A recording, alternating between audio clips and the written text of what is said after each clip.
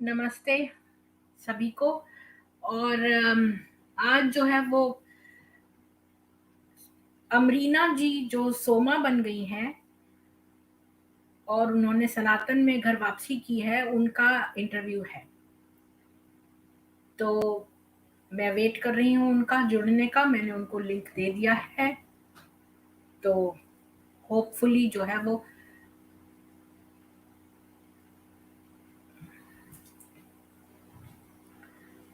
तो देखती हूँ कि उनको देर क्यों हो रही है आने में।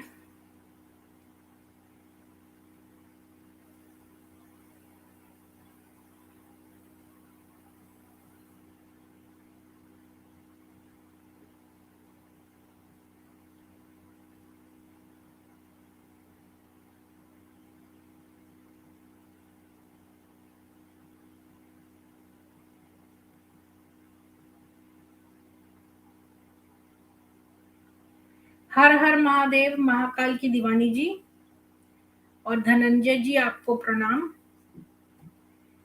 मैंने उनको फिर से रिमाइंडर भेज दिया है, देखती हूँ।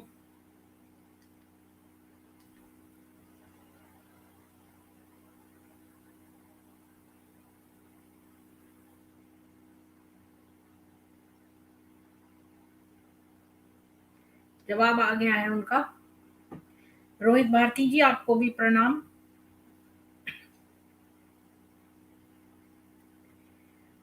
जी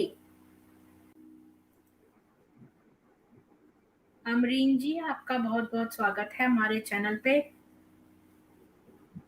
नमस्ते। नमस्ते। कैसी हैं आप? अच्छी हूँ। अच्छा, तो अमरीन जी, आपका मेरा पहला आपसे कुछ 2-3 सवाल पूछूंगी। 3 सवाल पूछूंगी बस। तो मेरा जी। पहला सवाल है कि आप अपनी जो आध्यात्मिक यात्रा है, मतलब जो आपकी जर्नी है, रिलीजियस रिलीजियस जर्नी है, उसके बारे में मैं पहला सवाल ये है कि शुरू से बताइए कि आपके घर का माहौल कैसा था और वो कौन जी। से बुरे हालात थे? इस्लाम ने आपको क्या ट्रीटमेंट किया? मतलब इस्लाम में क्या एक नारी की क्या दुर्दशा थी, उसके बारे में आप बताइए कि जिससे कि आप व्यथित हो गई। मतलब अगर मैं शुद्ध हिंदी ना बोलूं तो वो कौन सी बातें थी जिससे आप परेशान थी? इस्लाम की कौन सी मजबूरियां थी जो एक महिला को फेस करनी पड़ती है? जी। जब हम छोटे थे तो हमारे घर का माहौल तो ऐसा इस्लामिक था नहीं कि मतलब रोज़ा रखो या नमाज़ पढ़ो।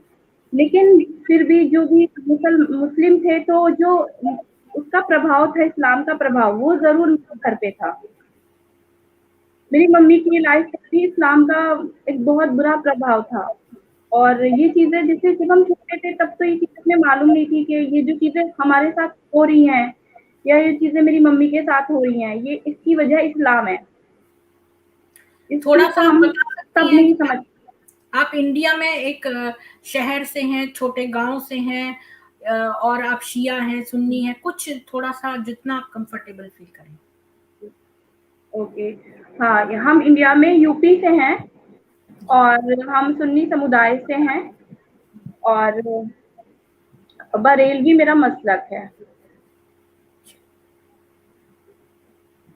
जी।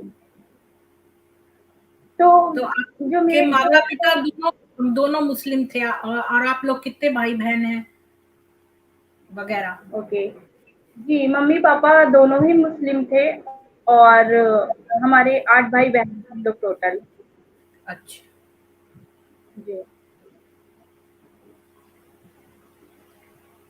तो अब बताइए कि आपको वो कौन सी इस्लाम की ने आपको कैसे तंग किया, या आपके घर में आपने क्या चीजें देखी जो आपको बहुत बुरी लगी और इस्लाम से घृणा हुई? जी। तो जैसे हम छोटे थे उस वक़्त तो हमारे घर में ऐसा कोई माहौल नहीं था कि आप नमाज़ पढ़ो या रोज़े रखो या किसी तरह से दबाव नहीं था। लेकिन फिर भी जो हमारी मम्मी के साथ चीज़ें हुई या मेरे साथ जो चीज़ें हुई, वो चीज़ें हमने बड़े होके जाना कि जो चीज़ें हमारी मम्मी के साथ हुई या मेरे साथ हुई, इसके पीछे की वजह इस्लाम था। जब हमने इस्लाम को जाना, तब हमें पता चला कि अच्छा जो भी चीज़ें हमारे साथ हो रही थी या जो भी चीज़ें मेरी मम्मी के साथ हो रही थी, वो सब इस्लाम के ही वजह से हो रही थी। और बहुत चीज़ें हमने बहुत सारी चीज़ें इस्लाम के बारे में पढ़ी, फेसबुक पर आने के बाद बहुत सारे हमने एक्स मुस्लिम चैनल देखे, उससे भी हमें बहुत कुछ पता चला। तो जैसे आपने हमारा वो जब बच कौन-सी चीज़ें थी जो आपने देखी बचपन में जो बुरी थी और फिर आपने बाद में जाके पढ़ी? जी, जैसे हमारे बचपन में जैसे हमारे यहाँ हमारा एडमिशन हुआ एक मस्जिद में। अब हम मस्जिद में पढ़ने गए तो वहाँ पर भी अच्छा माहौल नहीं था। वहाँ पे जो हमारे हाफ़िज़ जी हमें पढ़ाते थे, उनकी लैंग्वेज बहुत खराब थी। तो बच्चों को बहुत मार-मार के पढ़ाते थे और बहुत ही मतलब गंदी लैंग्वेज थी, बोलने का तरीका बहुत गंदा था। और फिर वहाँ से हमारा एडमिशन मम्मी ने हटा लिया वहाँ से। मतलब उसके वो बाद हम एक गाली-गलौच अपनी करते थे? वो हाँ, गाली-गलौच मतलब करते थे? बच्चों को बहुत मार-मार के पढ़ाते थे और इस तरह से जैसे बच्चे शोर कर रहे हैं तो ये बोलना टाँगे चीर के फेंक देंगे, इस तरह की लैंग्वेज। अच्छा, और लड़कियों को भी मारते थे या खाली लड़कों को? सबको मारते थे। कैसे मारते थे? मतलब छड़ी से मारते थे या हाथों से? बिजली का तार। Oh my God! ये कैसे कर सकते हैं? ये तो पुलिस केस हो जाएगा। आपने तो मतलब माँ-बाप तो पुलिस केस कर सकते हैं, ये तो अलाउड नहीं है ऐसे करना। नहीं, तो वहाँ पे कोई कुछ नहीं कहता था क्योंकि माँ-बाप भी मतलब वो कहते हैं कि इस दीन में अगर बच्चे हैं तो उनको पढ़ाने के लिए, उनको कुरान पढ़ाने के लिए उन पे सख्ती करो, उनको नमाज़ पढ़ाने के लिए उन पे सख्ती करो। बचपन से ही पर इस्लाम बिजली ये का कहता तार तो है जानलेवा है, वो तो जानलेवा है। मतलब ये मारना के उसमें थोड़ी आता है, ये तो जान लेने की कोशिश है, ये तो असॉल्ट है। ये तो मर्डर, इसके ऊपर तो मर्डर चार्जेस लग जाएंगे असॉल्ट करने के। हाँ, वो बहुत कस के लगता था। चोट बहुत कस के ये लगती थी। बर्दाश्त कैसे किया? ये इसकी तो शिकायत करनी चाहिए आपको पुलिस में जाके और बच्चों को बचाना चाहिए। इससे आपको बहुत पुण्य मिलेगा। मतलब एक शिकायत आपको दर्ज करनी चाहिए पुलिस स्टेशन में इस मौलवी, इस तरह की मस्जिद के खिलाफ। तो वो तो हम बहुत छोटे थे ना, तब की बातें हैं। तो आपकी माँ ने कभी माँ-बाप को नहीं बताया आपने ये बात और उन्होंने कभी रिपोर्ट नहीं की पुलिस में? नहीं तो वो मुसलमान कुछ नहीं करते, उनको ये है कि वो हाफिज़ जी को पढ़ाएँगे तो वो मारेंगे क्योंकि इस्लाम ये कहता है कि बच्चों को पे सख्ती करो नमाज़ पढ़ाने के लिए और कुरान पढ़ाने के लिए बच्चों पे सख्ती करो। इस्लाम तो खुद इस चीज़ की इजाज़त देता है। सख्ती करने का ये मतलब थोड़ी है कि उनको जानलेवा हमला करो। सख्ती करना मतलब मुँह से पर बार-बार इस्लाम बोलना। हाथ उठाना नहीं आता उसमें, हाथ हटाना तो फिजिकल असॉल्ट है।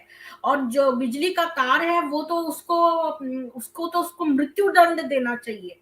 क्योंकि बिजली का तार जो है वो तो आपने किसी को मर्डर करने का प्लान किया है, ये कैसे बर्दाश्त कर सकता है? और कोई नॉर्मल बात कैसे हो सकती है? मुझे तो ये नहीं समझ में आ रहा।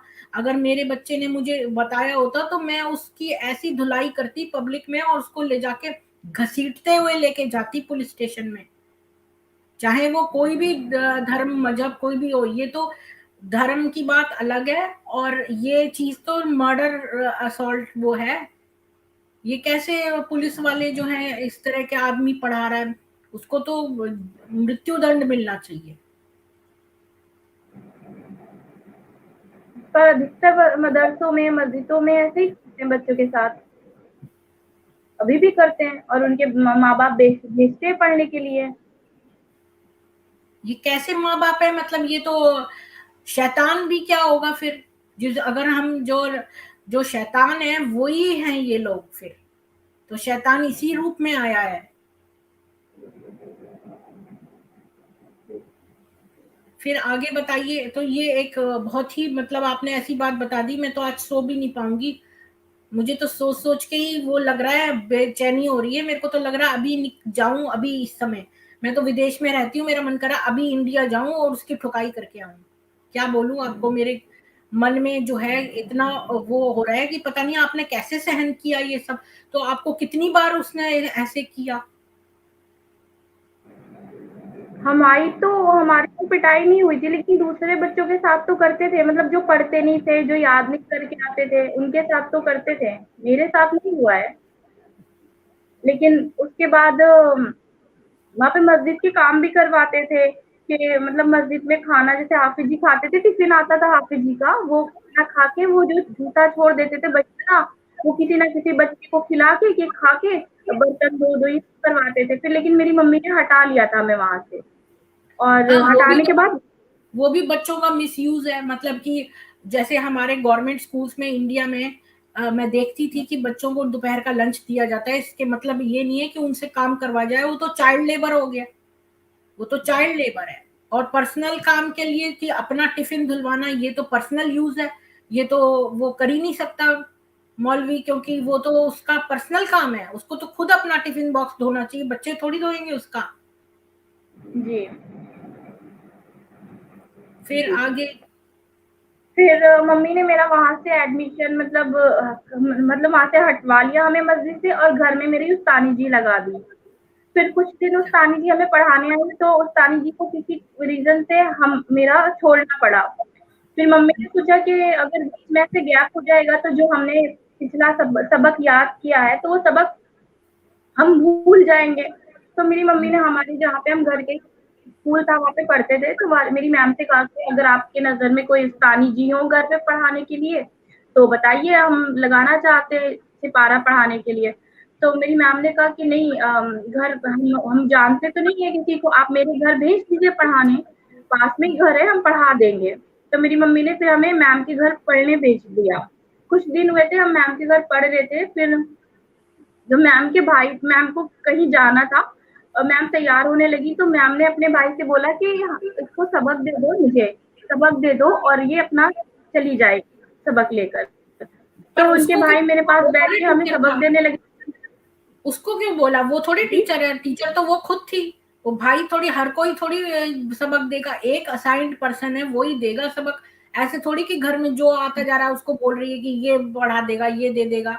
ये भी एक ट्रांसफरेंस ऑफ रिस्पॉन्सिबिलिटी है, जब वो उस्तादनी है तो सारे थोड़ी उस्ताद है कि वो सबक दे देंगे। जी।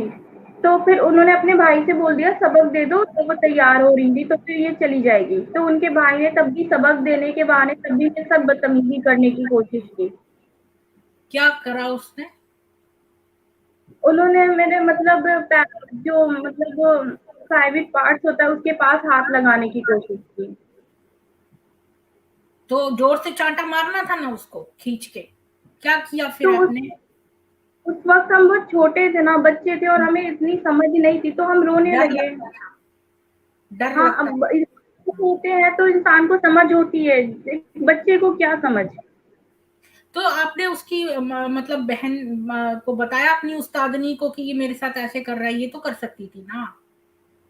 फिर हम रोने लगे, तो मैम को ये लगा कि तो फिर हमें वो डाँट-डाँट के पढ़ाने लगे, तो मैम को लगा ये डाँट रहे हैं इसलिए रो रही है। फिर 2 मिनट बाद मेरी मैम आ गई, फिर उन्होंने कहा ठीक है जाओ, घर जाओ, हो गया, सबक ले लिया तो घर जाओ, फिर हम घर आ गए। फिर उसके बाद हम घर आए तो मम्मी ने दूसरे दिन मेरी मम्मी कहने लगी जाओ पढ़ लें, तो हम नहीं जा रहे थे, हम डर रहे थे जाने से, तो मम्मी ने हमको फ़ोर्स किया कि पढ़ने जाओ, तो हमने मम्मी को बताया कि हम नहीं जाएँगे, ऐसा-ऐसा है। उसके बाद मेरी मम्मी ने हमें पढ़ने से फिर भेजना वहाँ मना कर दिया। अच्छा हुआ, चलो आपकी लेकिन मम्मी समझदार थी इतनी। लेकिन जो इंसान ने मेरे साथ इतना गलत किया था, वो इंसान आज हमारे जो घर की मस्जिद है वहाँ अज़ान देता है। जमात घर-घर जाके जमात में जाता है कि लोगों को बुलाते हैं जमात के लिए। तो आपने उसकी, मेरे साथ भी, मैं बचपन में जहाँ गिटार सीखने जाती थी तो वो जो अंकल जी हैं वो मेरा हाथ पकड़ लेते थे। तो मैंने क्या किया कि वो बुड्ढे से अंकल थे, तो मेरे को अच्छा नहीं लगता था कि वो मेरा हाथ हेलो करके हाथ पकड़ के बड़ी देर तक पकड़े रहते थे। तो मैंने उनकी बहू से उन्हें उनकी शिकायत कर दी। इसके बाद से तो वो गायब हुए, ऐसे उनको शर्म लगी, मैंने उनकी बात फैला दी। तो जी, आप जो है ना, जब से कोई ऐसा करे, अगर आपको डर लगे कि आप चांटा नहीं मार सकते, वैसे भी अकेले में चांटा मारना भी नहीं चाहिए, क्योंकि वो आपको 2-3 और मार देगा। तो क्योंकि वो पावरफुल हो जाएगा, तो मतलब उसकी बदनामी कर दो हर जगह। तो इतना तो आप कर दो, अभी वो तबलीग की जमात में जाता है तो उस आदमी की बातें बता दो इधर-उधर। नहीं तो ये सारी चीज़ें जो है ना ये मेरे बचपन की है जब हम बहुत छोटे हुआ करते थे। अभी हम कोई मेरे साथ गलत करे तो हम आवाज़ बता सकते, पर उस वक़्त हम बहुत छोटे थे और हमारी वाणी बहुत सीधे से थे, शर्मीले से थे, तो हम मतलब बहुत डरे-डरे रहते थे, ये रीज़न है। आज के टाइम में हम बोलते हैं खुलकर, आज के टाइम में तो हम खुलकर बोलते हैं, वो दूसरा ये सच टाइम था बात है। बचपन। छोटे बच्चों को जो है वो डर भी लगता है और उनको समझ भी नहीं आता ज़्यादा। अब वो लेकिन अब ये है कि अपने घर में ये चीज़ है कि जो घर की बड़ी मम्मी है या बड़ी बहनें हैं, उन्हें अपने छोटे बहन है तो बताना चाहिए कि अगर आपके साथ ऐसी चीज़ें हो रही हैं, तो आप घर पे बताइए, या जब हो रही हैं तभी आप चीख दीजिए, चिल्ला दीजिए। जी, बचपन में बिल्कुल। ऐसी शिक्षा को देनी चाहिए। अब हमें उस वक़्त नहीं पता था कि ऐसी सिचुएशन में हम क्या करें। हुँ। अब ऐसा करना आपकी वो जो तबलीगी जमात में आदमी है उसके बारे में फैला देना, ताकि और लड़कियां जो तुम्हारे जैसी छोटी छोटी थी उस समय वो उनको मिसयूज ना कर सके, क्योंकि छोटी बच्चियां जो है ना उनको जल्दी से ओवर पावर कर लेते हैं, डराया जा सकता है आसानी से। तो फिर वो भी सोचेंगी कि अगर अमरीन के साथ ऐसा हुआ था तो उसने सबको बताना चाहिए था, नहीं तो हमारे साथ ऐसा ना होता। तो हर लड़की ये सोचती है कि जिसके साथ पहले हुआ था वो बताए, तो फिर तुम्हारा ये कर्तव्य बनता है कि तुम उसके बारे में एटलीस्ट 10 लोगों को और बताओ, जो आसपास जी। के हैं, जिनके घर में वो तबलीगी जमात करने जाता है, कि इस आदमी ने मेरे साथ ऐसे किया था, ऐसा बोलो। अब हम वहाँ नहीं रहते ना, अब हमारी शादी हो गई और अब हम शहर में नहीं रहते, अब हम दूसरे शहर में रहते हैं। अच्छा, ये कोशिश करो बातें कि बस बात वहां तक पहुंच जाए जहां पहले रहती थी, वहां की वहां पता चल जाए उन लोगों को किसी तरह से, किसी एक को बता दो कम से कम, कोशिश जी, करना। जी। या फिर पुलिस में एक अनोनिमस कंप्लेंट डाल दो कि ये आदमी ने जो है ऐसे करा था, अब मैं वहां से चली गई हूँ और ऐसे ऐसे बात है, ऐसे एक गुमनाम चिट्ठी जो है पुलिस के हाथ में दे देना लिख के, कुछ जी। करना। मतलब अगर अगर तुम्हारे साथ ये हुआ और तुम चुप बैठ गई, तो फिर जो है इसका इसका भार तुम्हारे कॉन्शियंस पे रहेगा। तो तुम कम से कम एक काम तो कर ही दो, या तो गुमनाम चिट्ठी लिख दो पुलिस थाने में, जो वहां का नजदीक पुलिस थाना है, वहां मेल मेल डाल दो, एक चिट्ठी पोस्ट कर दो गुमनाम, या पोस्ट कार्ड तो चलते नहीं है, पता नहीं, ऐसे कोई चिट्ठी डाल दो। फिर आगे। फिर आगे ये हुआ, उसके बाद की बात है, फिर धीरे-धीरे मतलब मेरे घर पे ही हम रहते थे, पढ़ते थे। उसके बाद हमारा कॉलेज में जब मेरा कॉलेज में एडमिशन हुआ तो मेरी एक सहेली से दोस्ती हुई, मतलब एक लड़की से दोस्ती हुई। और उस लड़की से दोस्ती होने के बाद वो मतलब बहुत कुरान की बातें करती थी, इस्लाम की बातें करती थी। तो उसके ज़रिए से मेरे मन में बहुत ज़्यादा मतलब हम भी इस्लाम की तरफ बहुत ज़्यादा ये हुए कि हम भी नमाज़ वग़ैरह पढ़ने लगे, करने लगे। हम्म। और लेकिन उसके अलावा मतलब मुसलमानों की जो हरकतें थी ना, वो बहुत शुरू से हम देखते चले आ रहे थे। वो तो हरकतें मुसलमानों की हरकतें तो मैं अच्छी नहीं लगती थी।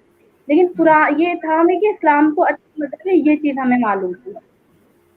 जैसे हम्म। हमारे घर के पास एक घर था, एक चीज़ वहाँ पे वो उनके घर का माहौल वो लोग मौलाना थे, उनके घर का माहौल था। लेकिन उनके घर का भी माहौल बहुत खराब था। उनके घर में भी मतलब बहुत ही खराब माहौल था। उनके भाई लड़कियों को उनके भाई फँसाते थे, उसमें उनकी बहन उनका साथ देती थी, इस तरह की हरकतें करती थी। तो ये सब चीज़ें भी अच्छी नहीं लगती हैं।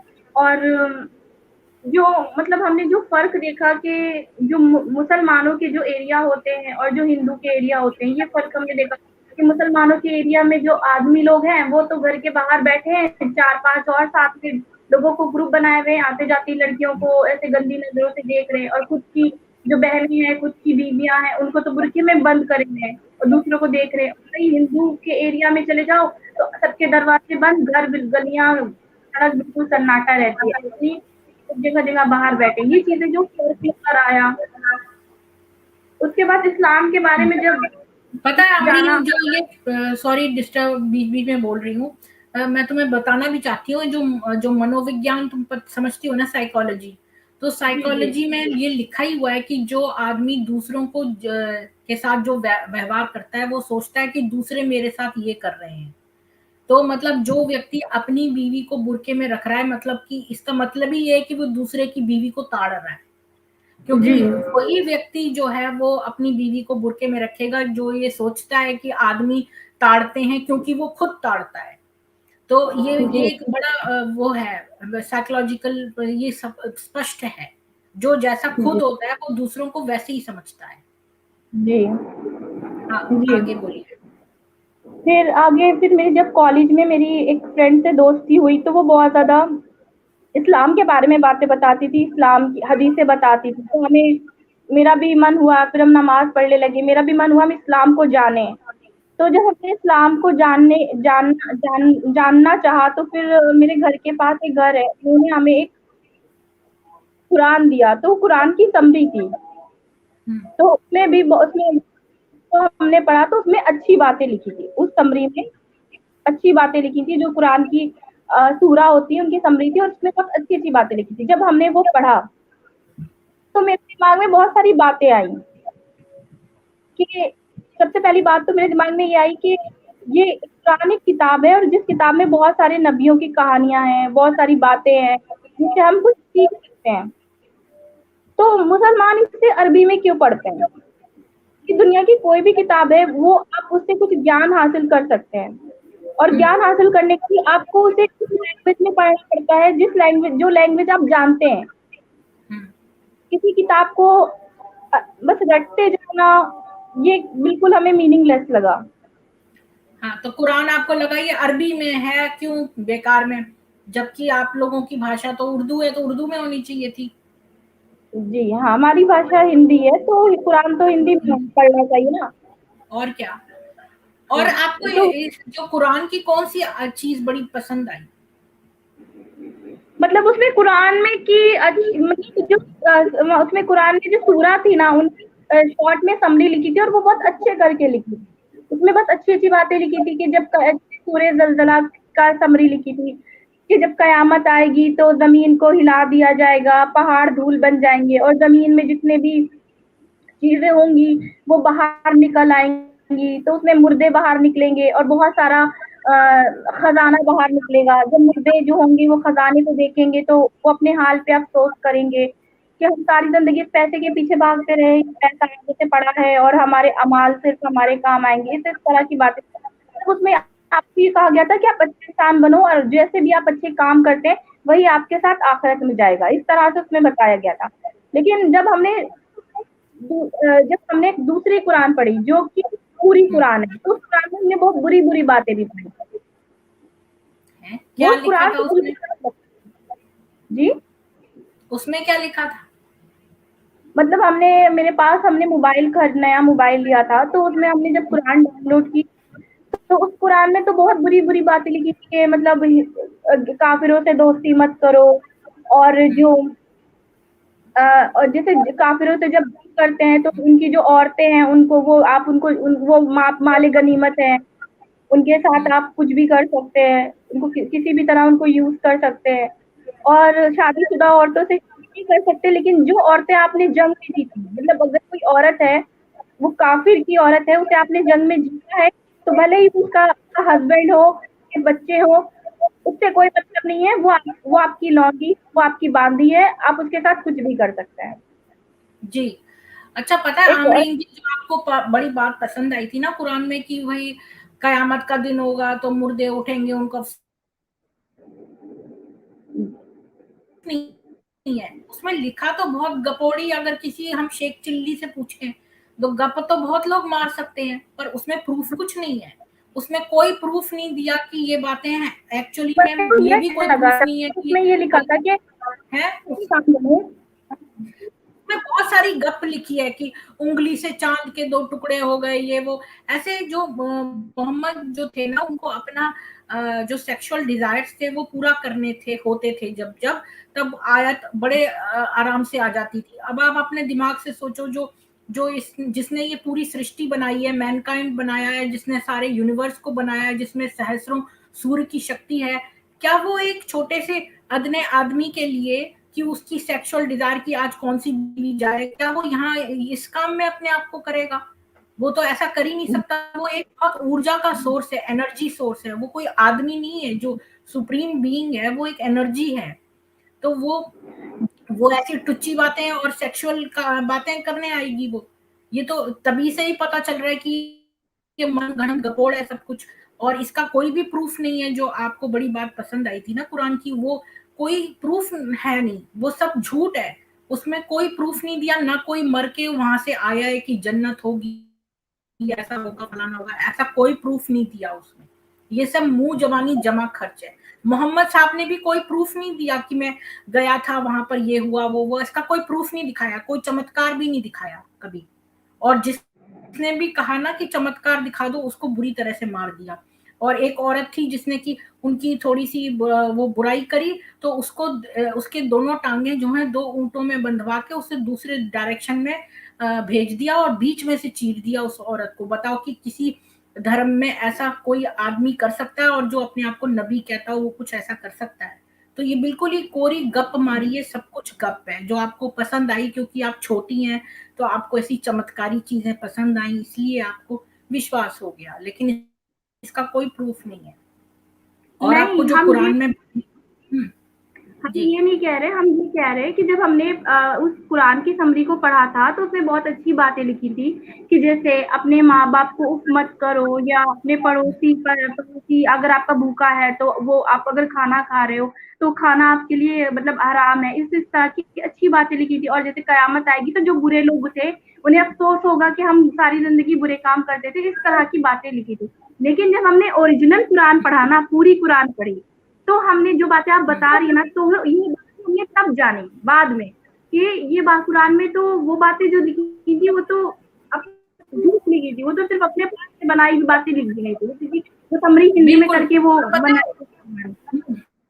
है एक बात अभी और पता हमने अमरीन जी, हाँ, कि जो व्यक्ति खुद सिगरेट पीता हो, वो दूसरों को कहे कि भाई तुम सिगरेट मत पियो, तो वो बात कितनी भी अच्छी क्यों ना हो, अगर वो बंदा खुद सिगरेट पी रहा है तो वो बात कैसे हम उसकी मानेंगे? तो जो मोहम्मद साहब थे, जी उन्होंने ये सारे काम जो उसमें अच्छे तुम आपको लग रहे हैं कि भाई माँ बाप के बारे में, माँ जन्नत जो है वो माँ के पैरों के नीचे है, और इस तरह की जो अच्छी अच्छी बातें लिखी हैं कि भूखे को खाना खिला, पूरी कुरान और 6 किताबें हदीस की और भी इस्लामिक स्क्रिप्चर्स जो हैं, मैंने बहुत सारी किताबें पढ़ ली हैं, और हदीसों की भी सारी किताबें लगभग पढ़ ली हैं। और जो उनकी मोहम्मद साहब की बायोग्राफी है, इब्ने इशाक, वो सब पढ़ लिए मैंने, और उसमें कहीं पर भी मोहम्मद साहब ने किसी भूखे को खाना नहीं खिलाया, और मोहम्मद साहब की जब माँ मरी तो उन्होंने प्रार्थना तक नहीं करी। तो जो बातें आपको बड़ी अच्छी लग रही हैं कुरान में कि उन्होंने ऐसा ऐसा कहा है, खुद मोहम्मद ने वो सारे काम नहीं किए। और हाँ, सारे तो उसने मुझे एक आदमी को पानी भी नहीं पिलाया। उसका मैं पूछती हूँ कि आपको अगर कोई मुसलमान मिले तो उससे पूछना कि प्रूफ दे आपको कुरान या हदीसों की किताब से कि मोहम्मद ने दयालुता का एक भी काम किया हो, तो मुझे मुझे बोले, मैं अपना धर्म परिवर्तन कर लूंगी। एक भी, मैंने सब कुछ पढ़ लिया, मुझे इतना आश्चर्य हुआ कि जो व्यक्ति अपने आप को नबी कह रहा है, उसने एक भी करुणा का काम नहीं किया अपने।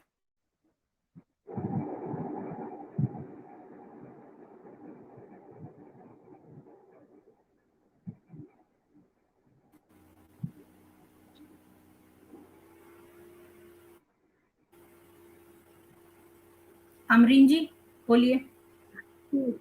नहीं, तो हम वही तो बता रहे ना कि जब हमने उस कुरान की समरी को पढ़ा था, तो वो समरी जो थी वो अपने मतलब वो उस कुरान से बिल्कुल अलग थी। जो रियल कुरान है उससे बिल्कुल अलग थी, और जब हमने रियल कुरान पढ़ा तब हमने इस्लाम की असलियत को जाना। तो हमने यही चीजें हमारे माइंड में भी आई कि कोई ईश्वर कैसे ऐसे बकवासें कर सकता है? क्या ईश्वर इतना फालतू है कि एक इंसान के ऊपर सारा फोकस करेगा कि उसको अपनी गोद लिए बेटे की वाइफ से शादी करनी है तो आयतें उतारे दे रहा है? यही चीज तो मेरे माइंड में भी आई ना। हाँ, और ये आयशा के माइंड में भी आई थी, जब उसने सोचा कि मैं ज़ैनब अपनी बहू से शादी कर लूँ वाली बात, उसने उसको अधनंगा देख लिया था। तब उसने आयत उतारी जब ज़ैनब के लिए, तो आयशा ने भी उस पर व्यंग कसा। वो मेरे पास आयत है जिसमें आयशा बोल रही है, आपको तो बड़े मौके से आयतें आ जाती हैं, क्योंकि वो ना ओपनली क्रिटिसाइज नहीं,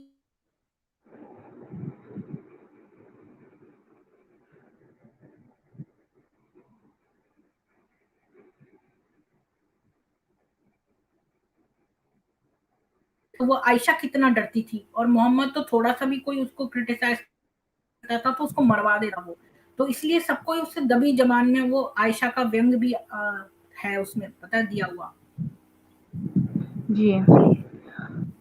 जी, तो फिर जब मैंने रियल वाली कुरान पढ़ी तो उसमें भी इसी तरह से नफ़रत भरी बातें थी और इसी तरह से बातें थी कि मतलब जो मोहम्मद चाहता था उसी के अकॉर्डिंग मतलब आयत उतर आती थी। तो मतलब मेरे मन में भी यही सवाल आया कि मतलब एक अल्लाह या ईश्वर जो भी है वो इतना फ़ालतू कैसे हो सकता है कि एक इंसान के लिए उसकी मनमानी हो, जो करना चाहता है, आयतें उतरी आ रही हैं। और कुरान में जो आप कुरान को पढ़े ना, तो जब आप कुरान को पढ़ते तो ऐसा लगता है कि आप 1400 साल पहले पहुँच गए हो।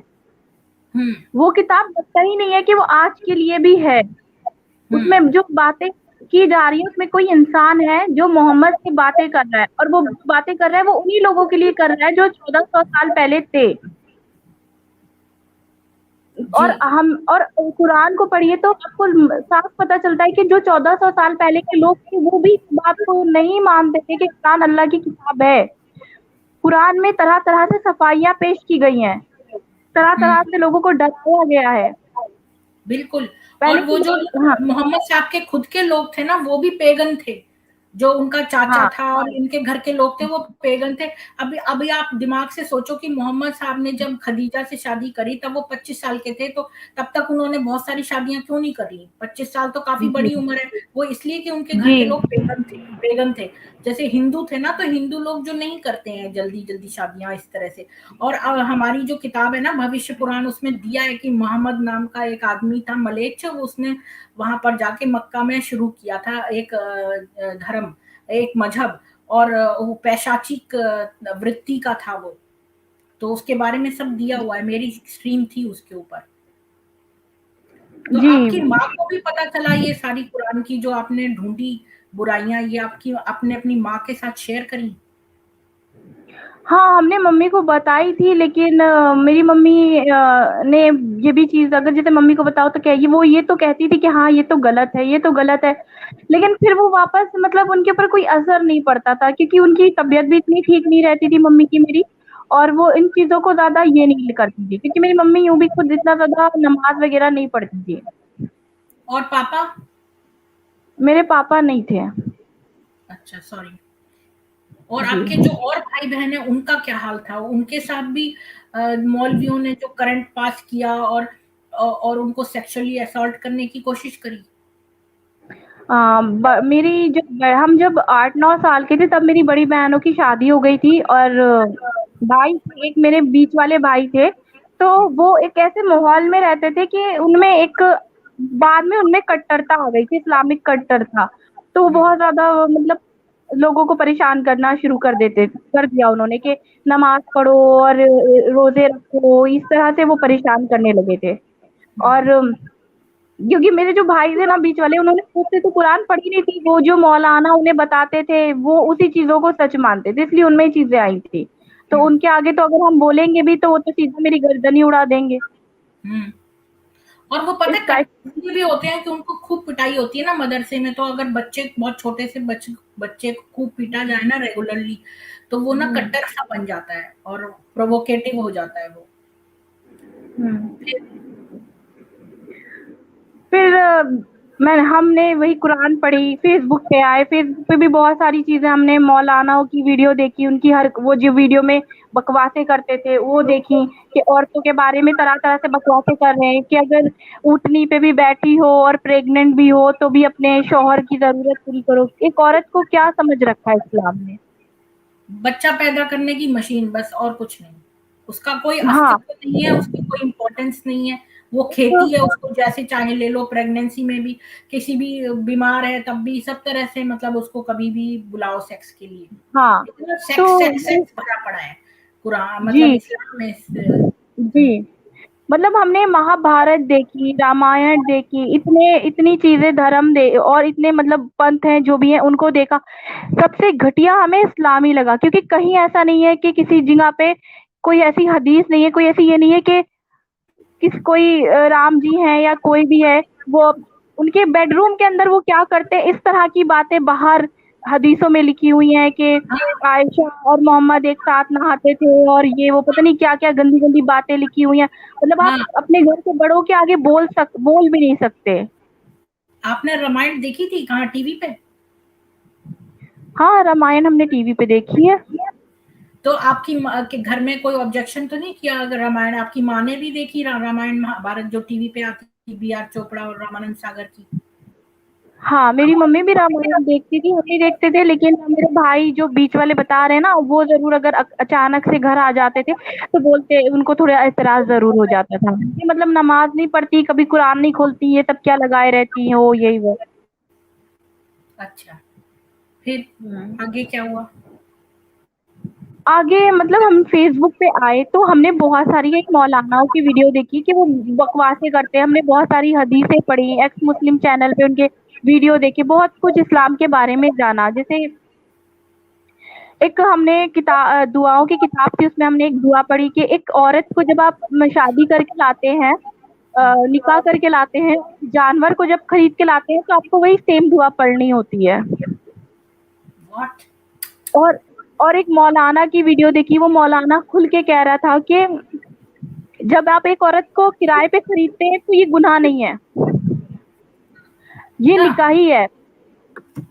हाँ, वो मुता निकाह। ये निकाह ही है क्योंकि निकाह में भी एक औरत का पैसा देके उसका इस्तेमाल कर रहे हैं, और इसमें भी यही कर रहे हैं। और एक वीडियो देखी, इसमें एक मौलाना बैठा था और बहुत सारे लोग बैठे थे, तो वो मौलाना ये एक हदीस सुना रहा था कि एक आदमी था, उसने अपने बेटे की तलवार तलवार से गर्दन काट दी। क्यों काटी? क्योंकि उसने कद्दू खाने से मना किया था। वो कद्दू को कद्दू शरीफ बोल रहा था कि क्योंकि कद्दू शरीफ हमारे रसूल अल्लाह को बहुत पसंद था, और उसके बेटे ने कद्दू को खाने से इनकार कर दिया। तो बाप ने अपने बेटे की गर्दन काट दी कि तुम मेरे रसूल अल्लाह को कद्दू पसंद है, तुम कद्दू शरीफ की बेहुरमती कर रहे हो। और सब जो बैठे थे, 4-5 लोग बैठे थे, वो माशाअल्लाह माशाअल्लाह करने लगे। तो मतलब ये चीज़ें देख कर ना मैं बहुत गुस्सा आने लगा कि क्या है ये? ये कोई धर्म है?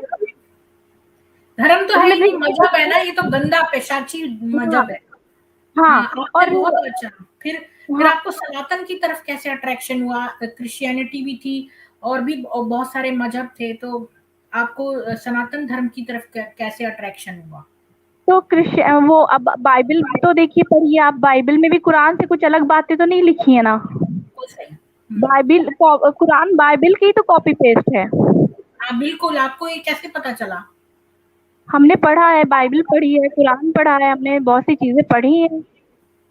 आप काफ़ी मतलब इंटेलिजेंट है, मेरे को तो बहुत बड़े होकर काफ़ी देर से पता चला, आप में काफ़ी अच्छी इंटेलिजेंस है कि आपने इतने कम उम्र में जो है ये सब ज्ञान प्राप्त कर लिया। हुँ। अब इनके ये मतलब मुस्लिम लोग हैं, वो ये कहते हैं कि राम जी ने सीता जी को छोड़ा, इस तरह की बकवासें करते हैं, जबकि सीता जी को राम जी ने कभी छोड़ा ही नहीं था। और इनके जो नबी थे इब्राहिम, उन्होंने अपनी पत्नी को ज़रूर छोड़ा था, उनकी पत्नी थी सारा, उनको उन्होंने ज़रूर छोड़ा, वो सॉरी हिजरा हिजरा करके उनकी पत्नी थी, उनको ज़रूर छोड़ा था, उनको रेगिस्तान में छोड़ दिया था छोटे से बच्चे के साथ।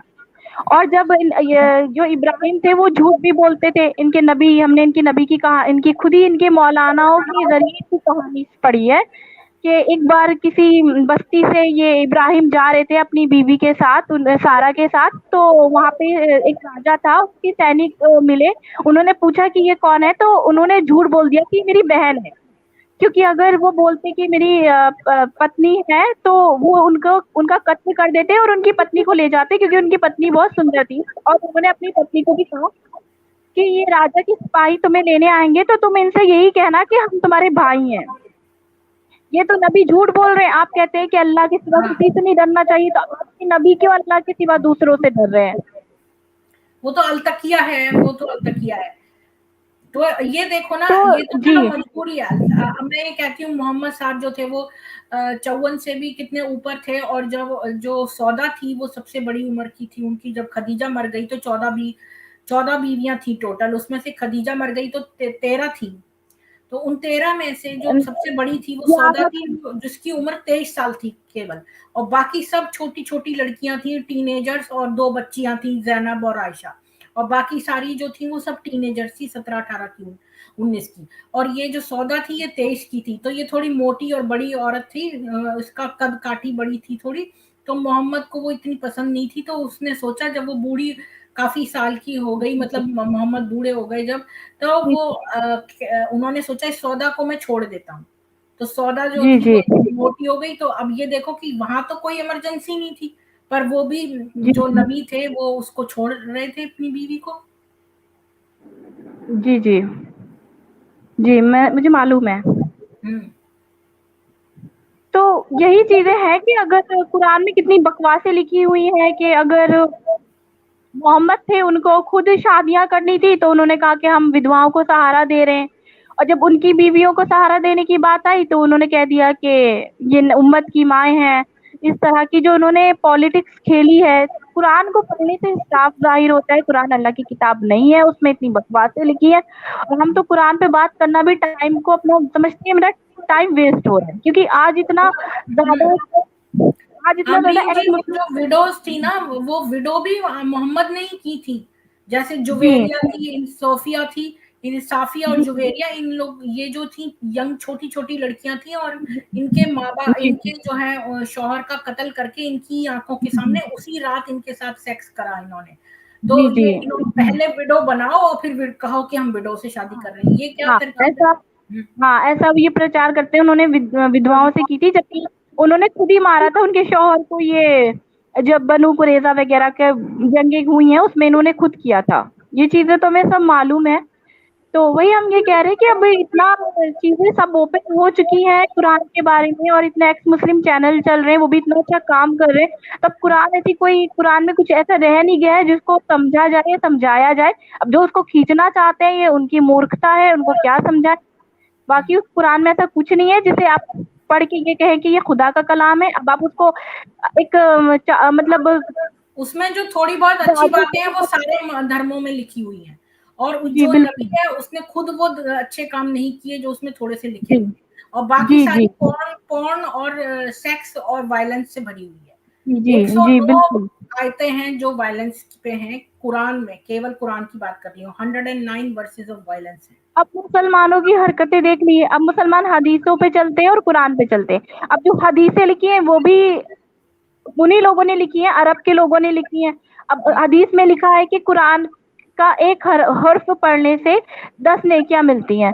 तो अब ये उनके लिए लिखा है ना जिनको अरबी आती है। कुरान साफ, कुरान में एक आयत है कि हमने कुरान को अरबी भाषा में इसलिए नाजिल किया क्योंकि अगर हम किसी और भाषा में नाजिल करते तो तुम्हें लोग ये कहते हैं कि पढ़ने वाला तो सुनने वाला तो अरबी और किताब किसी और भाषा में। तो ये आयत जो है ये बिल्कुल क्लियर करती है कि कुरान सिर्फ और सिर्फ मक्का के लिए था। और दूसरी एक आयत है कुरान में कि हमने कुरान को थोड़ा-थोड़ा करके इसलिए नाज़िल किया ताकि तुम समझो। अब कुरान को जब थोड़ा-थोड़ा करके नाज़िल किया गया तो उसी दौर में नाज़िल किया गया ना जब मोहम्मद थे।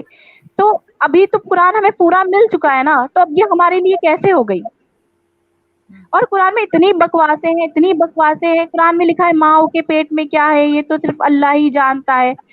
जब मोहम्मद से पूछा गया कयामत कब आएगी तो मोहम्मद कह रहा है कयामत कब आएगी ये तो अल्लाह ही जानता है। भाई तुम ही तो कह रहे हो कि हम अल्लाह के नबी हैं, और जब तुमसे पूछा जा रहा है तुम कयामत का डर दिखा रहे हो, और तुमसे पूछा जा रहा है कयामत कब आएगी तो तुम कह रहे हो तो अल्लाह ही जानता है। ये कैसी बात है? अच्छा, तुम ही तो एक कह बात रहे हो कि हम करी आपने कि चाहे वो इस्लाम हो या वो क्रिश्चियनिटी हो, ये सब कहते हैं कि सब कुछ आदम ईव से आया। तो मतलब कि सारा कुछ अगर सब आदम ईव के बच्चे हैं तो मतलब सबने इंसेस्ट किया, मतलब कि अपनी ही जी, बहनों से शादियां कर ली, तभी तो और जी, आगे बढ़ा समाज। तो अगर दो ही लोगों से उत्पन्न हो रहा है, सारे सारे प्राणी जो हैं दो ही मनुष्यों से उत्पन्न हो रहे हैं, तो इसका मतलब तो इतनी इंसेस्ट है। लैंग्वेज कैसे? और अगर एक इस दुनिया में अगर तो हाँ, सबका फिर डीएनए एक होना चाहिए, पर ऐसा तो नहीं है, सबका डीएनए फर्क है। हाँ, तो ये एक एक माँ बाप के नहीं है, तो यहाँ पे बात झूठी होती है। दूसरी, आपके कुरान में कोई बिल्कुल। भी फल नहीं दिए सिवाय खजूर के, और जो उनको खाली अरब का छोटा सा प्रदेश है वहां की जानकारी है। पूरे विश्व में जी, इतने सारे फल सब्जियां होते हैं, उनका कोई जिक्र नहीं है। तो इसका मतलब वो एक एक प्रदेश तक सीमित था, एक कल्ट। तो अब जी, आपने जी। कहा कि क्रिश्चियनिटी जो है वो आप इतनी इंटेलिजेंट हैं कि आपने ये बात समझ ली एक छोटी उम्र में कि ये जो कॉपी पेस्ट है। तो फिर जी। आपको सनातन की तरफ कैसे झुकाव हुआ? मेरा सनातन की तरफ ऐसे झुकाव हुआ कि हम भारत में पैदा हुए, तो भारत में हमने देखा ना, जो भी हमारी संस्कृति है वो हमें अच्छी लगती है ना, कि एक एक इंसान को अगर आपने भाई बोल दिया तो आपके लिए भाई है। एक तागा भी आप अगर हाथ में बांधे दे रहे किसी के लिए तो वो आपका भाई हुआ जा रहा है। लेकिन इस्लाम में आप किसी को बच्चे को गोद लेके पालते भी हैं उसको, लेकिन वो भी आपका बेटा नहीं हो सकता, हाँ। है ना? तो ये चीज़ हम देखते हैं ना, और बहुत सी चीज़ें हैं कि जो सनातन में हमने जैसे देखा कि सनातन हमें ये सिखाता है कि जीवों पर दया करो, और इस्लाम हमें ये सिखाता है कि जानवरों को काट कर खाओ। हम्म। सनातन हमें इंसान है तो इंसान बनना सिखाता है कि नहीं, जीव जानवर हैं, ये तुम इसलिए तुम इंसान हो कि तुम इनकी सेवा करो। गाय है तो उसको रोटी डालो, हम्म। कुत्ता है तो उसको रोटी डालो, और मतलब जानवरों से भी प्रेम करना सिखाता है हमें सनातन। मेरे पापा कहते थे कि अगर तुम्हें देखना है किसी कोई व्यक्ति जो है वो दयालु है या अच्छा है या बुरा है, तो सबसे पहली पहचान है कि देखो कि वो जानवरों के प्रति कैसा व्यवहार करता है। उससे पता चल जाएगा हाँ, ये व्यक्ति करुणा वाला है या ये क्रूर किस्म का है। और देखो एक मीट खाना, देखो एक बात है कि मान लो कोई मीट खाता है तो कम से कम अगर तुम जानवर खा भी रहे हो तो उसको मिनिमम पेन दो, मतलब उसको कम से कम जो है वो दुख हो, मतलब कष्ट हो। लेकिन यहाँ खाए। झटका मीट खाओ तो तुम जो है उसको हलाल कर करके उसको ज्यादा से ज्यादा तंग करके खा रहे हो, मतलब नहीं, मीट इतना क्यों बुरा है। खाएं? मीट खाना ही क्यों है? हम ये कह रहे हैं मीट खाना ही क्यों है? वही क्या, वही तो, मीट खाना ही क्यों है? पर अगर कोई मान लो खाए भी तो जो है उसको ये देखना चाहिए कि उसको कष्ट ना हो जानवर को, है ना? नहीं यहाँ पर नहीं, तो आप बेहोश किसी करते हैं। यहाँ जो वेस्ट में मैं रहती हूँ, यहाँ कनाडा में, तो यहाँ पर जो है जानवरों को एक शावर में उसमें डाला जाता है बेल्ट पर, और वो शावर से धुल के और फिर इसके बाद उनको बेहोश करके काटा जाता है ताकि उनको पता ही ना चले। तो इससे ये कितना क्लीन बात है। तो और वो जो है नहीं, दूसरी तरफ मीट हलाल खाने को कितना नहीं मानते दूर है। नहीं है तो घंटों तक मेरे। थोड़ा सा काट के छोड़ दिया, चीख रहा है बकरा, इतनी देर तक जो है उसका शरीर कांप रहा है और वो चीख रहा है, कितनी बददुआ लगती है। इससे जो मरने वाला है, हिंदू लोग समझते हैं कि फिर वो बकरे की योनि में जाएगा जो बकरा खाएगा। फिर नहीं, आपका हम किसी भी तरह से मीट खाने को हम सही मानते ही नहीं है, चाहे उस जानवर को कैसे भी काटा गया हो। मेरे लिए किसी जानवर को, मतलब हम नहीं मानते कि उस किसी जानवर को काट के खाना सही है मेरे नज़र में। आप तो बहुत ही मतलब मैं क्या बोलूं, मैं तो सोच भी नहीं सकती थी इतनी छोटी लड़की इतनी इंटेलिजेंट भी होगी और इतनी दयालु भी होगी। तो आपकी माँ भी सनातन की तरफ झुकी, उनको झुकाव हुआ? नहीं, मेरी मम्मी तो नहीं झुकी हैं, लेकिन मेरी मम्मी में इतना नफ़रत वाला ये भी नफ़रती कीड़े भी नहीं है किसी धर्म को लेके। वो प्रसाद भी खा लेंगी, वो हर तरह से सब कुछ कर लेती है, किसी धर्म के प्रति उनके मन में नफ़रत नहीं है। और जो हम भारत देश में पैदा हुए, जो चीज़ें हमने अपने देश में भारत की संस्कृति को देखा, और हमने 1400 साल पहले की ये जो इस्लामिक चीज़ों को देखा है, वो मेरी संस्कृति बहुत अच्छी है, उससे बहुत बेहतर है। उसमें एक औरत को देवी माना जाता है। एक छोटी बेटी के हम देखते, एक छोटी सी बच्ची है, उसके बूढ़े बूढ़े बूढ़े आदमी पैर छू रहे हैं, हमने किसी वीडियो देखी। मतलब एक बेटी को बहुत ज्यादा इज्जत देते हैं, और हम एक लड़की हैं, हमने कुरान को पढ़ा तो उसमें एक औरत को इज्जत नहीं है। एक और औरत के लिए छोटी छोटी लड़कियों को बिल्कुल। पूछते हैं नवरात्रों में, जो 8 हाँ, कन्या पूजन होता है। तो हाँ। मेरा भाई बल्कि मेरे को बोलता था छुटपन में कि तुझे सब जगह से न्योता आता है और तेरे पूजा होती है, हम लड़के हैं, हमारी तो नहीं होती। उसको ये गुस्सा हुँ, आता था कि उसको कहीं से बुलावा नहीं आता था, कंचके नहीं हुँ, आती थी, मेरी आती थी। तो अच्छा, हुँ। फिर जो है वो आपको सनातन में फिर आप गई कैसे और आपका घर वापसी कैसे हुई? सनातन में हमारी फ़ेसबुक पर एक लड़का था, उससे दोस्ती हुई थी। वो भी हमें बहुत सनातन के बारे में बताता था, बहुत मतलब जो भी है चीज़ों का ज्ञान देता था, और इस्लाम के बारे में भी वो बहुत बताता था। उसने भी कुरान वगैरह पढ़ रखी है, तो वो भी बहुत बताता था पढ़-पढ़ के, और एक्स मुस्लिम चैनल के भी लिंक ला-ला के देता था, दिखाता था। उसके ज़रिए हमने बहुत कुछ सीखा, जाना। उसके फिर उसी से हमने शादी की, तो हमने फ़ेसबुक पे ही हमने एक अंकल थे, उनसे हेल्प ली। तो तुमने उन्होंने शादी ही को माँ बाप को, मम्मी को नहीं बताया? अपनी मम्मी थी तुम्हारी शादी में? वो तो मुसलमान है ना, वो क्यों मेरी शादी में आएँगी? अच्छा, तुमने भाग के करी चुपचाप, माँ को भी नहीं बताया? नहीं। अच्छा, ये भी तुमने इंटेलिजेंट क्या काम किया, क्योंकि तुम्हें नहीं पता, वैसे माँ ने तो तुम्हें हमेशा सपोर्ट किया था, लेकिन शायद वो इस समय ना करती या भाई को पता चल जाता, है ना? नहीं, मम्मी मम्मी कहाँ सपोर्ट करती थी। मम्मी में नफ़रत नहीं थी, किसी धर्म को लेके मेरी मम्मी में नफ़रत नहीं थी। लेकिन मेरी मम्मी ऐसा नहीं था कि मतलब हमें सपोर्ट करती इन चीज़ों के लिए। वो नफ़रत नहीं करती थी, लेकिन उनकी भी सोच जो थी वो कहीं न कहीं इस्लाम से ग्रस्त थी। वो भी कहीं न कहीं लड़कियों को कमज़ोर मानती थी। उनकी भी सोच ये थी कि लड़कियाँ घर में रहती हैं, लड़के बाहर निकलते हैं। उनकी भी सोच कोई बहुत ज़्यादा बड़ी नहीं थी। आपने बहुत ही अकलमंदी का काम किया, फिर तो आपने मंदिर में शादी कर ली या कोर्ट में? हमने ये आर्य समाज मंदिर होता है, वहाँ पे हमने घर वापसी मेरी हुई थी और वहीं हमने शादी की थी। तो घर वापसी आपकी किसी वो ये जितेंद्रानंद स्वामी ने करवाई थी या किसी और ने? नहीं, किसी ने नहीं करवाई थी। हमारे एक अंकल हैं, वो बहुत अच्छे अंकल हैं, उन्होंने ही करवाई थी। अच्छा, फिर आपने गायत्री मंत्र पढ़ा था या क्या क्या हुआ था घर वापसी में, कैसे करी? हवन हुआ था। अच्छा, वो तो बहुत जी। ही शुद्ध, मतलब आयुर्वेदिक तरीके से हुई, आर्य समाजी तरीके से, वैदिक हाँ, नहीं हवन हुआ। हुआ था। जी, हवन हुआ था, तो हमारे द्वारा हवन करवाया गया था, हमने हवन किया था। फिर वो उसके बाद हमारी शादी हुई। फिर हम अपने यहाँ आ गए घर अपने हस्बैंड के साथ। तो आपके सास ससुर जी जो हैं, उन्होंने आपको एक्सेप्ट कर लिया एज अ बहू? एक्चुअली मेरे ससुर जी नहीं हैं और मेरी सास है। और लेकिन जो हमारे, क्योंकि मुसलमानों में ट्रेनिंग दी जाती है कि हिंदू लड़कियों को फँसाओ, उनसे शादी करो। हिंदुओं में तो ऐसी ट्रेनिंग दी नहीं जाती है। वो तो बेचारे डरते हैं। हिंदू तो बेचारे डरते हैं कि मुसलमान लड़की है, कहीं हमें कोई कुछ कर ना दे, तो वो थोड़ा-सा डरती हैं अभी। थोड़ा समाज का भी मैटर है, उनके यहाँ सामाजिक चीज़ें होती हैं, तो धीरे-धीरे सब कुछ ठीक हो रहा है हमारे साथ, तो हो जाएगा। अच्छा, और आपकी जो बहनें हैं, उनकी भी आपने हेल्प करी हिंदू इसमें सनातन में उनकी शादी करवाने के लिए? क्योंकि उनका भी जीवन बिगड़ जाएगा जितना वो वहाँ रहेंगी, अगर किसी मेरी बहनें मुझसे बहुत बड़ी हैं और उनके तो बड़े-बड़े बच्चे हैं, उनकी तो शादी हो चुकी है। और हमने उनको बताया था, लेकिन उन्होंने मेरी बात पे ध्यान नहीं दिया। हमने जाना तो हमने उनको बताया भी था, तो उन्होंने हमको उल्टा डाँट दिया कि जो अच्छी चीज़ें हैं वो एक्सेप्ट करो, जो बुरी चीज़ें हैं उसे इग्नोर करो और क्रांतिकारी मत बनो। हाँ, क्योंकि वो सोचती हैं कि पचड़े में कौन पड़े। मतलब हाँ, ये इस उन्होंने चीज़ के लिए हिम्मत भी चाहिए, पर आमरीन तुमने बहुत अक्लमंदी का काम किया, क्योंकि तुमने अपना पूरा जीवन सुधार लिया।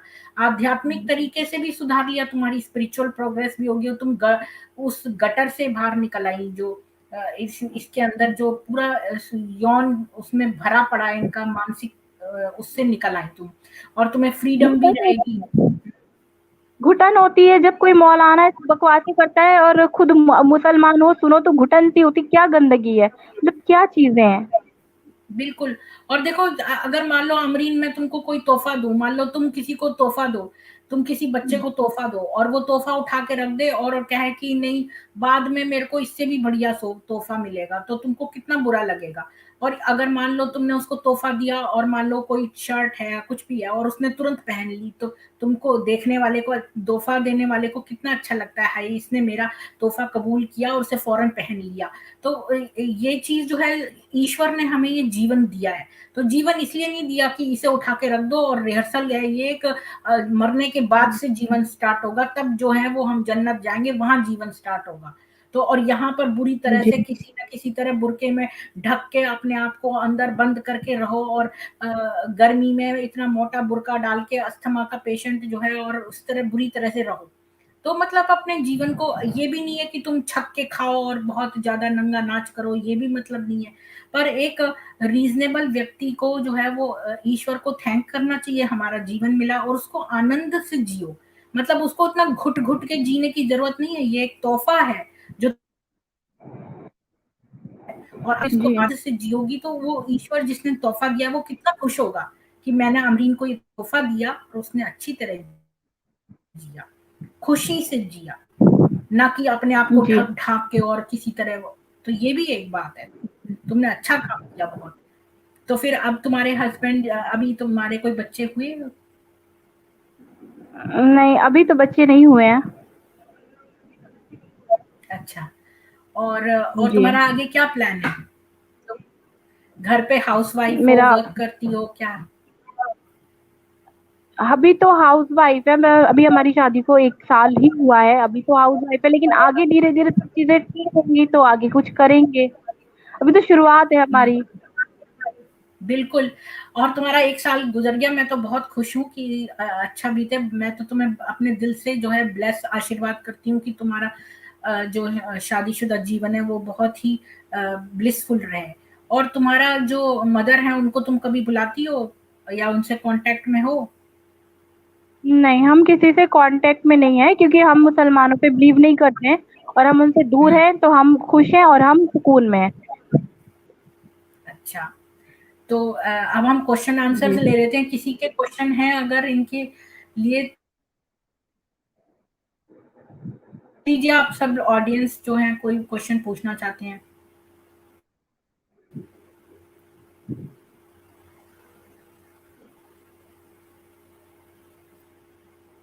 तो ये लिख रहे हैं कि बुर्के से जो है विटामिन डी की डेफिशिएंसी हो जाती है। ये लिख रहे हैं गोरे गांव में एक लड़की का बॉयफ्रेंड मुस्लिम, उसने उसका मर्डर कर दिया। हाँ, तो बहुत सारी लव जिहाद की मारी हुई सूटकेस में बंद पाई गई हैं। ऐसी तो बहुत लड़कियां हैं। राम प्रकाश जी, आपने जो कंट्रीब्यूट किया उसके लिए आपको बहुत बहुत धन्यवाद। पर मुझे एक्चुअली में पैसों का कंट्रीब्यूशन जो है उससे के लिए धन्यवाद, लेकिन मैं चाहती हूँ कि श्रम दान करें आप और ये वीडियो ज़्यादा से ज़्यादा लोगों को शेयर करें। एटलीस्ट 3 लोगों को आज आप सब शेयर करेंगे आगे। और कोई क्वेश्चंस हैं तो पूछ लीजिए। मुझे मालूम है अमरीन जी आप सोमा बन गई हैं और आपको आपने मुझसे कहा था कि आपके हस्बैंड आ जाते हैं, आपके पास टाइम नहीं होता है, तो आपने इसीलिए मेरे को 7 से 8 का टाइम दिया था, तो मैंने इसी बीच में जो है आपका ये कवर कर दिया। ये पूछ रहे हैं कि आमरीन जी क्या आप हिंदू लिटरेचर पढ़ती हैं? क्या आप सनातन के ग्रंथ पढ़ती हैं कोई? जैसे गीता वगैरह? हाँ, आचार्य प्रसाद जी हैं, वो बहुत हमें बहुत अच्छे लगते हैं और उनकी वीडियो हमें बहुत अच्छी लगती है, तो हम उनकी वीडियो देखते हैं और सत्यार्थ प्रकाश है उसको पढ़ते हैं। और हमारे हस्बैंड हैं, उनके साथ जब भी बैठते हैं तो हम लोग बातें करते हैं, वो हमें सब बताते हैं। और सत्यार्थ प्रकाश जो है ना उसका जो 14th चैप्टर है ना उसमें जो है इस्लाम के प्रति जो अगेंस्ट बातें हैं वो दी हुई है 14th चैप्टर में, आप देखना। अगला हाँ, क्वेश्चन है। अगेंस्ट नहीं दी है, जो सच है वो दिया है। हाँ, मतलब एग्जाम कि कैसे वो एक ईश्वर की किताब नहीं है इसका प्रूफ दिया है। क्या ऐसे जी। और भी मुस्लिम हैं जिनको ये जानती हैं जो घर वापसी करना चाहते हैं इनके पुराने घर के आसपास? तो आपके कोई ऐसे जानकार लड़कियां हैं जो वापसी कर सकती हैं, जिनको आप बचा सकती हैं? नहीं, हमारे घर के आस-पास तो हम किसी को नहीं जानते, क्योंकि हमारे घर के आस-पास बहुत ही कम लोग हैं ऐसे जो इन मतलब जिनका इतना ओपन माइंडेड है। सब तो उसी बुर्के में रहने वाले लोग हैं, मुस्लिम लोग ज़्यादा पढ़ते-लिखते तो है नहीं, जो उन्हें कुछ अकल आए। बस उनको कह दिया गया है कुरान रटनी है, वो रटते रहते हैं। समझाओ भी तो समझते नहीं है, मेरी बहनों को समझाया तो कौन-सी समझी। हाँ, लेकिन कुछ लड़कियां जो हैं उनको घुटन होती होगी, तो उनको आप बचा सकती हैं, जैसे आप बच गई तो ऐसा कुछ लोगों को। क्वेश्चन ये आया है, सारी लड़कियां अमरीन बहन की तरह क्यों नहीं सोचती? वो क्यों हिजाब और बुर्के के लिए जिहाद करते हैं? जो बेचारी लड़कियां आती हैं तो उनको दबा दिया जाता है ना, ये कहकर कि तुम फेक हो और तुम आवारा हो, तुम्हें जो है ना आज़ादी चाहिए, तुम्हें बेहयाई करनी है। उनके लिए किस तरह के वर्ड बोले जाते हैं। वो वो बेचारी कहाँ जाए, क्योंकि उनको कोई सपोर्ट नहीं मिलता है। हम भी कोई इतना आसान नहीं था मेरे लिए इस्लाम छोड़ना, हम सालों घुटे हैं इस चीज़ में, हम तड़पे इस चीज़ में, तब जाके हम इस चीज़ से निकल पाए। हमारे लिए भी मेरी जर्नी इतनी आसान नहीं थी।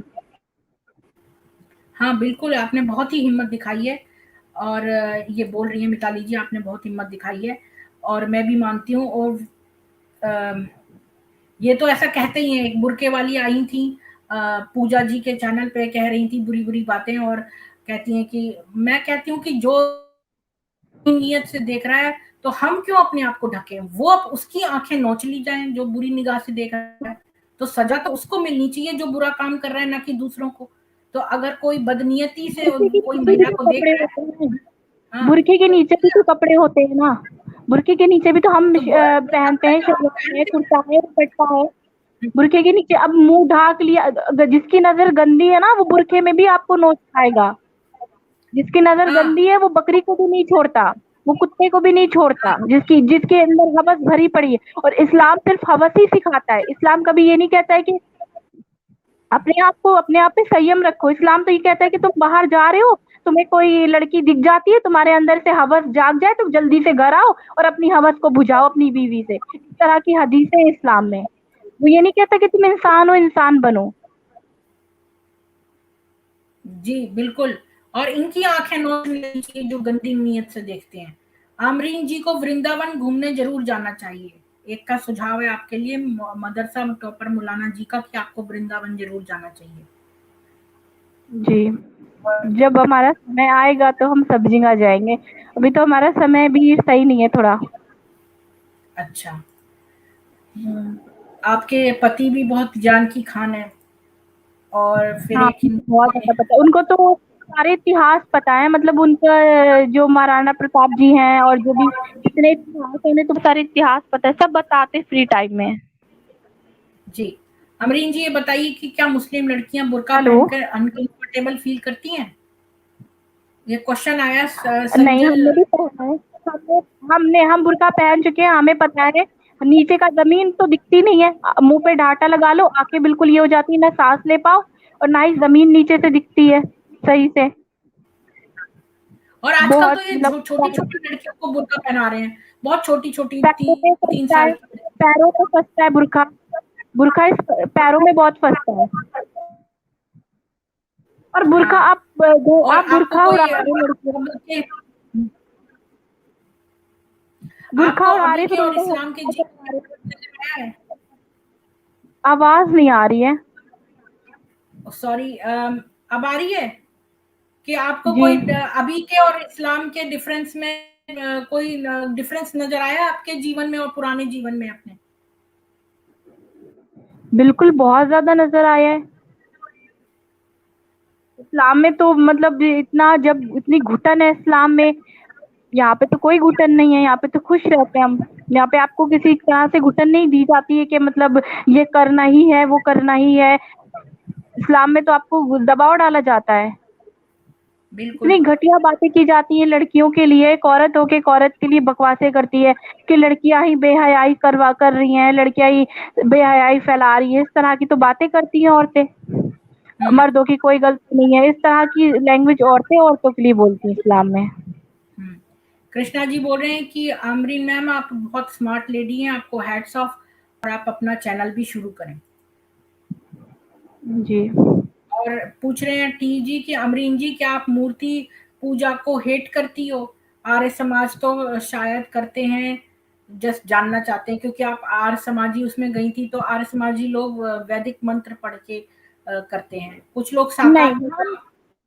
जी, तो हम हेट नहीं करते हैं, हम हेट नहीं करते हैं कि हम ये सोचते हैं कि मेरा ये मानना है कि ईश्वर, अगर आप मूर्ति पूजा कर रहे हैं तो वो मतलब आपको खुद सोचना है कि गलत है या सही है। मतलब क्योंकि अगर ईश्वर है ना, अगर हम मेरे मन में ये श्रद्धा है कि हम ईश्वर की प्रार्थना कर रहे हैं, तो ईश्वर को तो पता है ना ये मेरी प्रार्थना कर रहा है। लेकिन जो मूर्ति होती है ना, मेरे हिसाब से मूर्ति, अगर मान लीजिए श्री राम जी की मूर्ति है, तो वो अब हमें श्री राम जैसा बनना है ना। उनकी मूर्ति पूजने से, उस पे माला चढ़ाने से उसको वो इज्जत नहीं मिल पा रही है। अगर हम उनके जैसे बनेंगे तो लोग हमारे अंदर हमसे कुछ सीखेंगे। राम जी जैसे बनिए। बिल्कुल। राम जी की और पता है मूर्ति को अमरीन इज्जत जी, दीजिए। जो राम जी की जो मूर्ति है उसको इज्जत दीजिए। जैसे आप एक झंडे को सैल्यूट करती हैं, तो आप कपड़े और डंडे को नहीं करती हैं, आप उस देश को करती हैं जो वो झंडा रिप्रेजेंट करता है। तो जो मूर्ति जी, है वो खाली कंसंट्रेट करने के लिए, फोकस करने के लिए आसानी दे देती है थोड़ी, क्योंकि कुछ लोग जी, निराकार पूजा को मुश्किल समझते हैं, तो इसलिए वो साकार करते हैं और मूर्ति के अंदर प्राण प्रतिष्ठा की जाती है, तब उसको विग्रह कहलाती है और वो उसकी को यूज करते हैं फोकस करने के लिए। पर हम कंसंट्रेट तो ईश्वर पर करते हैं, पर एक आसानी हो जाती है बस। अच्छा, यश जी ओके। पूछ रहे हैं कि आपको कितना टाइम लगा सब कुछ समझने में और एक कंपैरेटिव स्टडी करने में, इस्लाम और सनातन के बीच में आपको कितना समय लगा? मतलब कितने साल लगे आपको ये सब करने में? हमारा ये 2016 से मेरा स्टार्ट हुआ था और 2018 तक के हम सब कुछ जान चुके थे। जी। लेकिन हमने जब हमने ओपन किया है ना, तो वो हमने अभी किया है, क्योंकि पहले हम अपने घर में ही रहते थे, इसलिए हम खुल के नहीं आए थे। मनचाहा श्रृंगार, महिला के व्रत, त्योहार, घर समाज में समान सम्मान, उच्च शिक्षा, व्यक्तित्व विकास आदि बातें सनातन में पाई जाती हैं। बिल्कुल ठीक है। तो मैं अब ये जो है सेशन आपने 1 घंटे का बोला था, 1 घंटा हो गया है, तो मैं आपका ज़्यादा समय नहीं लूँगी और आपको बहुत-बहुत धन्यवाद जो है आने के लिए मेरे चैनल पे, और मैं आपको आगे भी फिर बुलाऊँगी, और अ, आपका बहुत धन्यवाद आमरीन जी और जी। सोमा जी। जी। नमस्ते। नमस्ते। और आप अपना नाम चेंज करके सोमा ही लिखा करिए, क्योंकि नए नाम से आपको पुकारेंगे तो उसका प्रभाव पड़ेगा उस शब्द का आपके जीवन जी। में। जी। जी, आपका दिन शुभ बीते, आपकी लाइफ अच्छी बीते, और आपका फिर से स्वागत है सनातन में। हम सब आपको कभी कोई प्रॉब्लम हो तो आप मेरे को फ़ौरन कॉन्टैक्ट कर सकती हैं, मतलब हम सब ग्रुप है, हमारा ही एक परिवार है ये, और आप कभी भी अपने मन का कोई भी दुख हो हमारे साथ शेयर कर सकती हैं। हमारे सारे जितने भी ये सनातनी भाई-बहन हैं, इनके साथ आप शेयर कर सकती हैं, कभी भी। अब तो मुझे कोई दुख नहीं है, अभी मेरी शादी हो गई है, जिस इंसान से वो बहुत अच्छे हैं, हद से ज़्यादा ही अच्छे हैं, तो हमें कोई दुख नहीं है, हम बहुत खुश रहते हैं। अगर आपको कोई फैमिली, मतलब आप अपने माँ-बाप से कॉन्टैक्ट नहीं कर पा रही हैं ना, और चूँकि आप अकेली ना पड़ जाएँ, तो ये भी परिवार आपका ही अपना परिवार है। आप हमारे जी, चैनल जी। पर आया करिए। जी, बिल्कुल। ओके, धन्यवाद। ओके, धन्यवाद। ओके, नमस्ते। नमस्ते। अ, तो मैं सारे ऑडियंस को धन्यवाद करूँगी। राम प्रकाश शर्मा जी, आपको धन्यवाद, और प्लीज़ इस वीडियो को ज़्यादा से ज़्यादा लोगों में शेयर करिए आगे। सबका कर्तव्य है कि इस वीडियो को 3 जगहों पर सब कोई, आज जितने भी दर्शक हैं वो आगे करेंगे और मुझे श्रमदान देंगे। धन्यवाद। अब मेरा अगला जो है स्ट्रीम जितेंद्रानंद स्वामी जी के साथ है, जो स्टार्ट हो गया है, तो मैं देर हो गई है तो मैं स्टार्ट करती हूँ, आप उसमें भी आइए। धन्यवाद।